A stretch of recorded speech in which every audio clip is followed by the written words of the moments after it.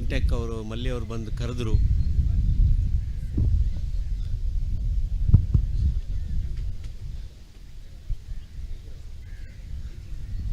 ಬರ್ತೇನೆ ಅಂತ ಒಪ್ಕೊಂಡೆ.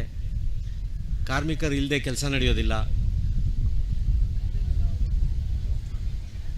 ಒಂದು ಇಂಡಸ್ಟ್ರಿ ಓಡಿಸ್ಬೇಕು ಅಂದರೆ ಸರ್,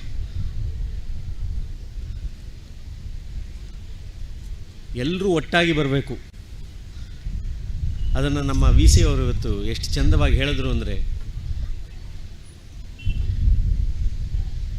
ಒಂದು ಕಾರ್ಖಾನೆ ಕಟ್ಟಬೇಕು ಅಥವಾ ಒಂದು ಸಂಸ್ಥೆಯನ್ನು ಕಟ್ಟಬೇಕು ಅಂದರೆ everybody matters, including the leadership, including the last person in the team. ಅದಕ್ಕೆ ಕ್ರೀಡಾಕೂಟಗಳನ್ನ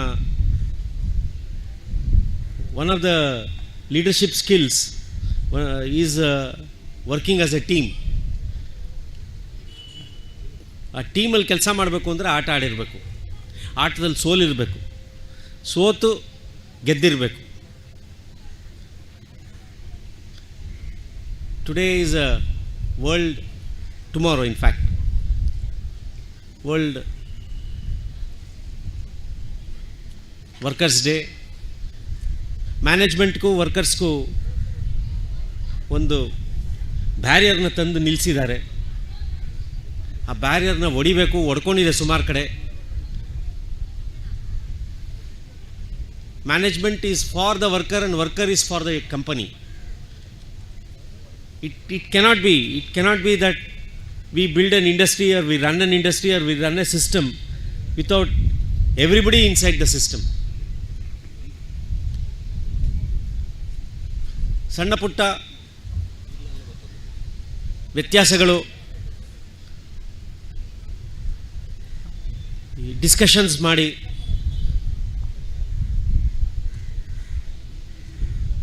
within the rules and regulation ಒಂದು ಕಾನೂನಿನ ಚೌಕಟ್ಟಿನಲ್ಲಿ ಪರಿಹಾರ ಮಾಡ್ಕೊಂಡು ಬರಬೇಕು. ಆ ನಿಟ್ಟಿನಲ್ಲಿ MRPL ಇಲ್ಲಿವರೆಗೂ ಗೆಲುವು ಕಾಣಿದೆ ಅಂತ ನಾನು ಅನ್ನಿಸ್ಕೋತೀನಿ, ಅನ್ಸತ್ತೆ ನನಗೆ.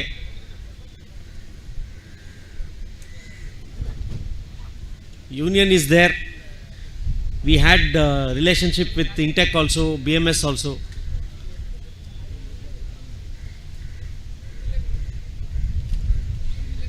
And I would seek further guidance from the union leaders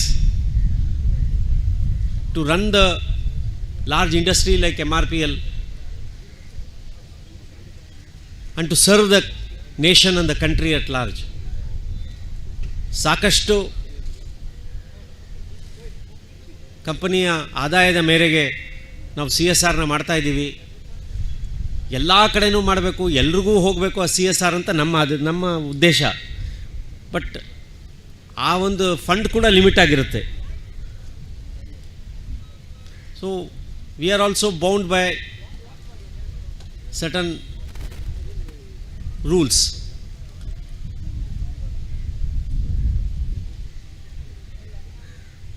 I don't think there was a serious threat of lockdown or threat of company closure in MRPL because of our relationship with the workers.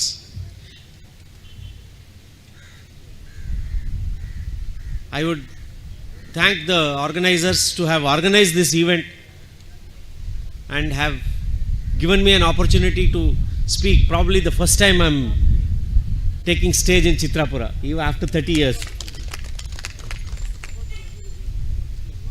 We have our effluent line here, we have our technical issues, social issues, but with cooperation of all concerned, ಎಲ್ಲರೂ ಒಟ್ಟು ಸೇರಿ ಈ ಸಂಸ್ಥೆಯನ್ನು ನಡೆಸ್ಕೊಂಡು ಬರಬೇಕು. ಬಂದಿದ್ದೀವಿ, ಇನ್ನು ಮುಂದೇನೂ ಹೋಗಬೇಕು.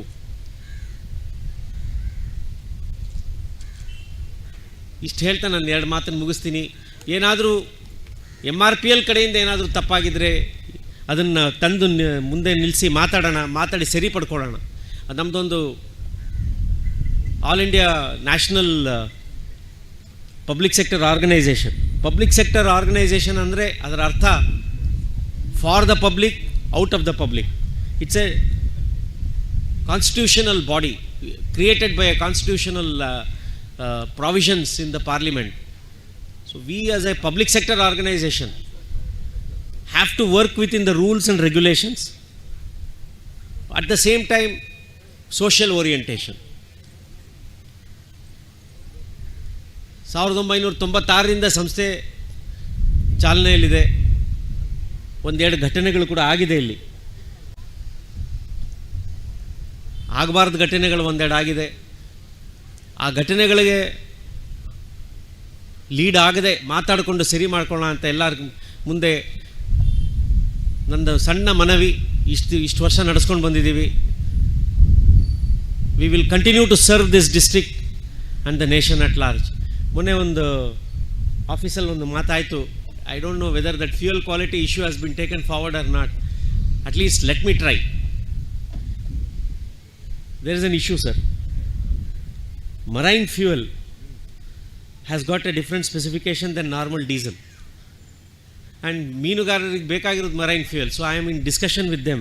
Let us see how far we will be successful. ಎಲ್ರಿಗೂ ನಮಸ್ಕರಿಸುತ್ತಾ ನನ್ನ ಎರಡು ಮಾತನ್ನು ಮುಗಿಸ್ತೀನಿ. ಜೈ ಹಿಂದ್, ಜೈ ಕರ್ನಾಟಕ.